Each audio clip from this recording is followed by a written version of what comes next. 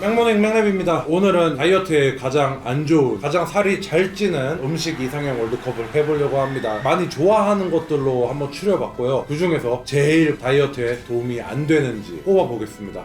자, 그러면은 보여주세요. 이건 뭐 딱 봐도 형님이 아실 것 같은데? 그냥 순수하게 음식만 보면은 떡이 안 좋을 것 같은데 곱창만 먹는 사람이 없기 때문에 보통 술이랑 같이 먹기 때문에 저는 곱창이 더 안 좋을 것 같은데. 판단은 기준으로 두 가지만 생각하시면 됩니다. 첫 번째, 뭘 같이 먹어야 되는 것들. 두 번째, 탄수화물이 단일이 아니고 막 섞여 있는 거. 탄수화물은 전부 다 탄소 사슬로 돼 있기 때문에 사슬이 막 짬뽕이 돼 있을수록 칼로리가 높아져요. 지금 떡 같은 경우에는 단일 탄수화물만 이루어져 있고, 곱창 같은 경우는 말씀하신 대로 밥도 볶아 먹고 그죠. 술도 같이 먹어야 되고, 그렇기 때문에 당연히 저거는 곱창이 나쁜 거죠. 아, 곱창이 올라갔습니다. 떡볶이, 전.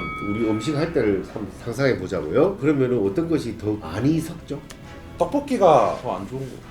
떡볶이는 그냥 단일로 먹는 사람들 많죠. 무조건 떡채순으로 가지 않나요? 그렇지만은 전 같은 경우에는 밥국하고 같이 먹기 때문에 그쵸. 그렇기 때문에 전이 더 나쁜 놈이죠. 알겠습니다. 전이 또 8강에 진출을 했습니다. 굉장히 참 어려워. 난해하네요. 어렵네. 예, 이런 경우에는 이렇게 말해야죠. 저 같은 경우에는 패밀리 사두게 되면은 일주일 동안 나눠 먹어야지 하다가 결국에는 이틀 만에 다 먹기 때문에, 콜라 같은 경우는 1.5리터 사 먹고 하루 다 먹어야지 이런 사람 잘 없거든요. 제가 보기에는 아이스크림 좀 더 나쁜 놈. 아이스크림이 좀 더. 네. 그러니까 치즈.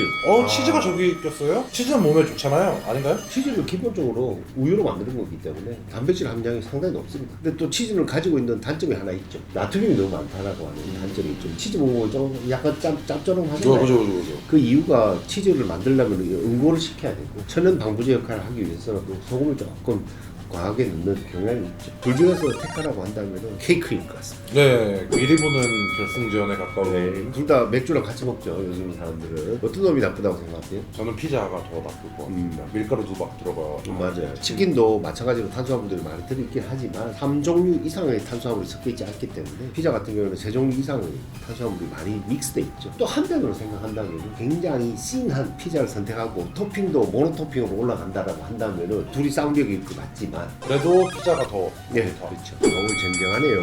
족발이랑. 족발이랑 김치찌개. 저는 둘 다 소주 안주로 너무 좋아하는. 그러니까요. 저는 김치찌개가 더 나쁠 것 같습니다. 아무래도 김치찌개 같은 경우에는 국물이라든지 복합 탄수화물이 이렇게 나쁜데, 단일 음식만 보면은 족발이 더 나쁜 거예요. 족발이라고 하는 것은 조리 과정 속에서 슈가라든지 다른 감미료 같은 게 너무 많이 들어가고, 김치찌개 같은 경우에는 족발보다 덜 들어가니까 제가 보는 관점에서는 족발이 더 나쁘다. 근데 김치찌개 밥은 먹을 수 있는데 밥이랑 족발을 먹는 사람은 많이 없잖아요. 그렇지만 족발 먹을 때 막국수는 같이 먹잖아요. 밥보다는 막국수가 훨씬 칼로리가 높거든요. 근데 족발은 그렇게 생각할 수 있잖아요. 고기니까 품질 높은 단백질로도. 그건 인정합니다. 만약에 치킨하고 족발을 선택하라고 한다면 족발이 훨씬 더 좋은 거죠. 근데 상대가 김치찌개라. 네, 그렇죠. 너무 센 놈하고 붙었기 때문에 족발 지어야 될 것 같아요. 네, 알겠습니다. 족발이 그러면 올라가는 걸로 하겠습니다.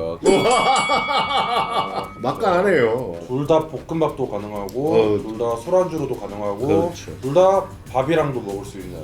좀 더 나쁜 것은 감자탕 아닐까. 네. 왜죠? 똑같이 600g을 먹는다고 했을 때 삼겹살 600g은 웬만큼 포만감이 있어요. 근데 감자탕 600g은 포만감이 별로 떨어질 겁니다. 그리고 600g 안에 국물이라든지 그런 것도 다 포함되어 있기 때문에 둘 중에서 조금 더 나쁜 놈이라고 한다면 감자탕을 선택하시는 게 옳을 것 같습니다. 라면은 진짜 막강한 우승 후보라고 생각을 하는데, 갈비찜은 생각보다 괜찮지 않나요? 제 생각에도 갈비찜 같은 경우에는 크게 나쁘지 않다고 생각해요. 양질의 단백질이죠. 보통 갈비찜에 쓰는 고기들이 앞다리나 뒷다리 아니면 뭐 목살 이런 걸 많이 쓰기 때문에 그런 걸 따진다라고 한다면 갈비찜이 오히려 더 좋다고 볼 수 있죠. 케이크랑 저. 이건 뭐 너무 쉬울 것 같은데. 저는 케이크가 더 나쁠 것 같아요. 예, 저도 케이크가 나쁠 것 같습니다. 근데 저는 아까도 말씀하셨듯이 밥 반찬으로도 먹고 식사를 할 수 있잖아요. 그래도 케이크가 더 나쁜가요? 한 조각의 칼로리가 이미 500칼로리 넘습니다. 조각 케이크 하나 먹고 끝내는 사람 없거든요. 그죠. 전을 뭐 한 접시 먹고 나서 엄마 나 전 한 접시 더 줘 이런 사람 물론 존재하겠지만 그런 사람 좀 적다는 거죠. 예, 그렇게 따지면 케이크가 무조건 나쁩니다. 케이크가 올라갔고요. 다음은 족발이랑 곱창입니다. 아까 말씀드렸다시피 단백질의 퀄리티나 지방의 퀄리티를 봤을 때 곱창이 좀 더 나쁘다고 생각합니다. 피자랑 아이스크림인데 둘 중에서 하나는 뭐가 더 나쁘냐 택한다면 그건 당연히 피자라고 생각합니다. 그건 뭐 어떻게 생각하세요? 저는 라면이 더 안 좋다고 봅니다. 저도 라면은 한 개 먹고 끝낼 수가 없으니까요. 자, 4강인가요? 저는 어렵습니다. 근데 케이크가 더 나쁘다고 봅니다. 저도 그러면 케이크를 하겠습니다. 왜죠? 다양한 피자의 종류들이 존재를 하기는 하지만 칼로리가 다 국한되어 있는데 케이크는 여러가 너무나 많은 케이크들이 많아요. 그리고 단일 케이크에 들어가는 설탕의 총 양만 따져도 피자보다는 케이크가 압도적으로 많이 끓기 때문에. 알겠습니다. 자, 그럼 케이크가 결승에 올라갔고요. 라면이랑 곱창입니다. 아, 저는 이래도 라면이 더 나쁠 것 같습니다. 예를 들어 라면 이렇게 붙이면은 저는 곱창 같아요. 곱창 같은 경우는 한 600에서 800칼로리 정도 나오기 때문에 또 곱창 같은 경우에는 여러분들이 동그라고 알고 계시는데 곱이라고 하는 게 있잖아요. 네. 막강한 포화지방산이기 때문에 라면에 들어있는 지방도 그렇게 좋다고는 볼 수 없지만 지방만 넣고 비교를 따졌을 때는 곱창이 훨씬 더 많이 체중 증가가 이루어요. 알겠습니다. 자, 곱창이 올라갔고요. 결국에는 케이크랑 곱창입니다. 이래도 케이크가 좀 안 좋아 보이는데요? 근데 이제 양을 따졌을 때 케이크 600g을 먹는 사람은 잘 없거든요. 근데 곱창 600g 먹는 사람은 존재하기 때문에 전체 양으로 따진다면 곱창이 좀 더 나쁘지 않을까. 영양 성분으로 보면 어떻게 돼요? 영양성으로 따지면 케이크가 더 나쁘죠. 왜냐하면 케이크는 복합탄수화물로 돼 있고 곱창 같은 경우는 단백질 함량이 그래도 좀 높죠. 결국에 현실적으로 먹는 양을 따졌을 때 케이크보다는 사람이 곱창을 더 먹게 되죠. 몸에 제일 나쁜 음식 월드컵을 해봤는데요. 곱창이 제일 나쁜 걸로 나왔습니다. 그러니까 다이어트 하시는 분들은 웬만하면 술자리나 식사 자리를 가질 때 곱창은 피하시는 게 제일 좋을 것 같습니다. 그럼 우리 잠깐 곱창을 그냥 나쁘다고 편파하기보다는 곱창을 어떻게 먹으면 좀 덜 찔 수 있을까를 얘기해 드리면은 반드시 야채랑 꼭 같이 드세요. 제가 지난번에도 알려드렸듯이 1대3의 비율로 쌈에 사 먹든 네. 아니면 왜 요즘 곱창 집들마다 무추 같은 거 같이 주는 집들 많이 있어요.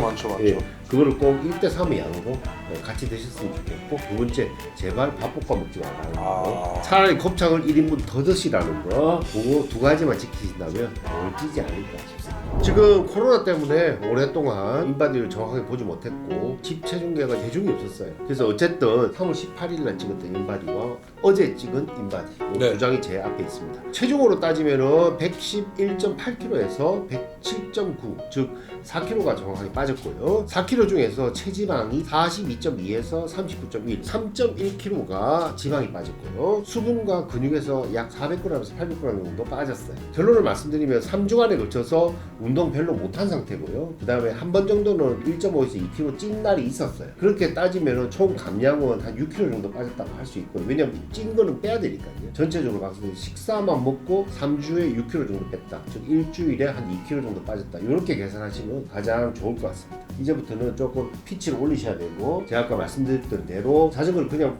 그 속도로 타지 말고 60분 동안에 10번을 120배 속도로 타는 것을 집어넣어주세요. 그렇게 하면은 좀 더 빨리 빠질 거예요. 다음 주에는 분명히 더 좋은 결과가 있을 거니까 화이팅 하시고요. 네. 일주일에 2kg 정도 잘하셨습니다.